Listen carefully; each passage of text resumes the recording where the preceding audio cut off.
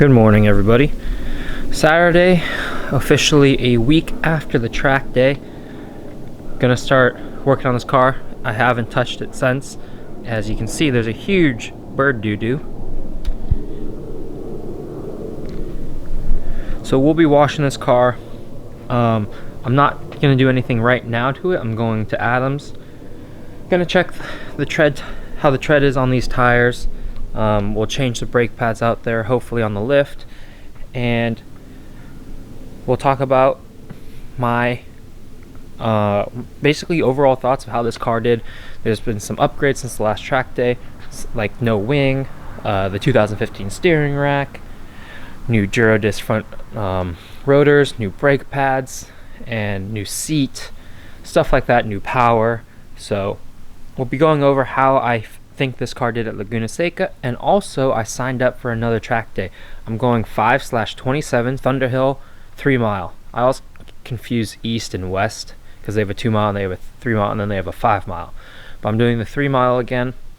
My goal that I want to set for that is 1, be able to drive home, and 2, break into single digits, so like 209, 208, 207, and so on. Last time I was out there I did a 211 and I was on track, I want to say, to go 210 or below, and then, you know, unfortunately things happened. But yeah, so right now what I'm actually going to do is I got some wheel cleaner and I'm going to go ahead and clean those white wheels off and then kind of ceramic coat them because they are white and they get dirty pretty quick. So we'll go ahead and do that, and then I'll catch you guys in a few. I don't know, we'll just go with the flow.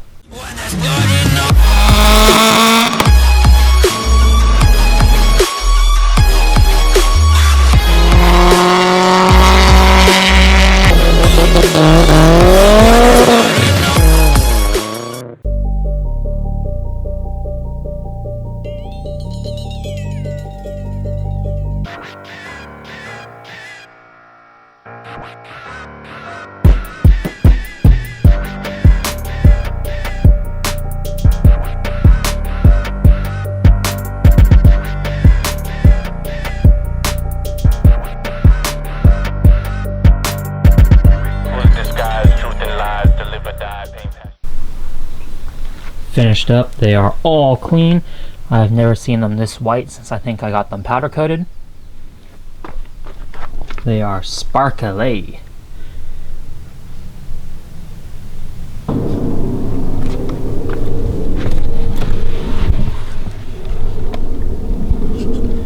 Let's talk about the 2015 STI steering rack. Now, so you guys don't look at me the whole time, I will overlay footage of me driving while I'm talking. So first off, I just want to say the 2015 STI steering rack was something that I wanted to do for a very long time since my friend Jeremy got it.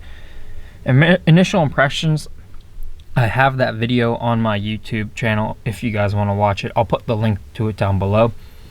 On the street, what I noticed, it's pretty heavy. You need a lot of like force in your inputs, but when you do so, the input is much sharper and much more responsive than the WRX. There's not that much dead space in the left or right zone. Once you turn the wheel left, once you turn the wheel right, the car will turn. On the track though, it got so light, almost zero forearm necessary, like muscle input needed to turn the wheel. Once you turned it, like I said, it goes, but instead of being heavy on the street, it was extremely light, very controlled, very easy to use. When I started to slide in the wet, it did feel very natural to just correct it, and that was it. There's no hesitation, there's no unresponsiveness. Like basically I turned the wheel, the car did what I wanted, and that was it. Overall, the 15 STI steering rack is an amazing upgrade, especially on tight turns, which I look forward to on Thunderhill. I'll see how much rotation of the wheel that I will need for some of the tighter turns. And turn 11 at Laguna Seca, which is almost, I want to say, a little bit more than a 90-degree turn, I didn't have to rotate the wheel that much, whereas I feel if I was in the WRX, I definitely would have had to do like either where you cross your arms or you have to shuffle the wheel. The STI rack, I barely turned it 45 degrees and I was set up and ready to go. Now we'll move on to the Gyro Disc 2-piece rotors along with the G-Lock R12 brake pads. Now, I definitely didn't utilize these rotors or pads to their full maximum potential. First time out at Laguna Seca, so I wanted to keep it pretty mellow, but definitely throughout the day I got more aware of where I can brake. I'm looking forward to Thunder Hill because I know the braking zones there a little bit more. But yeah, these rotors are insane. I had no brake fade at all with the G-Lock R12s. The bite is instantaneous and throughout the whole pedal travel stays the same. There's no fade, there's no hesitation. With my Carlotech XP8s at Thunder Hill and those DBA rotors, I definitely got fade, and like you push the pedal down to the floor and you're getting almost nothing. I have .4 brake fluid, but I haven't changed that out since the last track day. You guys know if you have a fast car or you're just tracking your car in general, brakes are a huge part, so don't cheap out on brakes. If you guys can't afford like a STI Brembo kit or Gyro Disc 2-piece rotors, definitely look into brake fluid and good and decent brake pads, and you guys can buy blank rotors for $200, $250, pretty cheap, so definitely it's worth saving up and upgrading your brakes. Now, I know if it gets hotter out, people do the brake ducts or the Boomba brake deflector. I don't know, we'll see if I need those. I think if this car keeps tracking well, we'll definitely start making some more modifications just to make sure everything's staying cool, like taking out the fog lights and putting in some brake coolers. I guess also one of the biggest things out of everything is the Grimmspeed catback, which helped me pass sound. Definitely if I opened up my external wastegate, I would not pass sound, but I started cruising by the sound booth in 4th gear at 4,000 RPM, and I gradually worked all the way up to 5,000 RPM. So at 5,000 RPM, not engaging the wastegate, this passes the 90 decibel sound limit. For Thunder Hill, I'm not sure if I'll throw this one on or I'll keep the Tomei on. We'll see. The Tomei driving all the way to Thunder Hill is going to be stupid loud. I really actually like this exhaust. It's the Grimmspeed Gentleman's exhaust, resonated. We are here at Adams. We're going to change up my brake pads. And yeah, I think that should be it. My car perfectly slammed out. Look at that.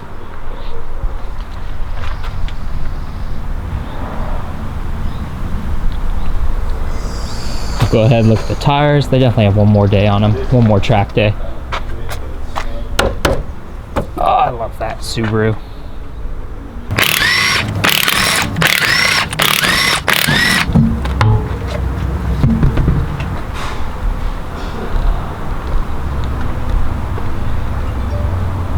Take a look at all that carnage.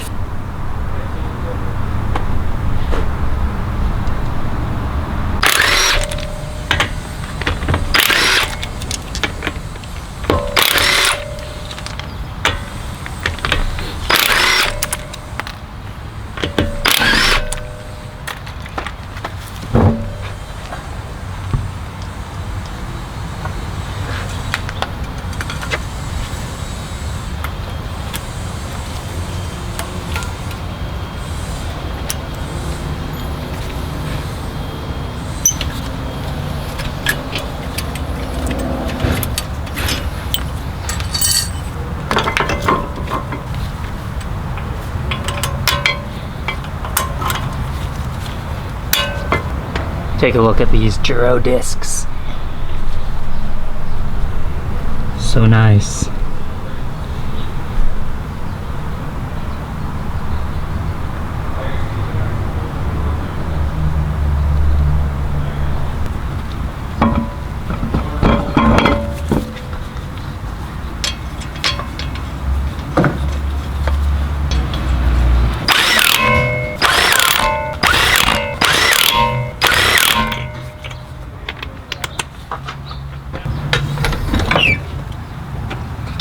Hey, it's Adam at AA. It's been a while since I've been on Clint's channel. If you followed Clint's car, you know that he had oil starvation on track last time. It was all up and going, and you know, life gets in the way. So sorry for the delay. His setup is going good now. It seems like I haven't even popped the lines for the Killer Bee oil control valve, but it looks motor lived. We were fighting a oil slosh issue due to no baffling in between the oil pan and the block. We're going to see if this experiment worked.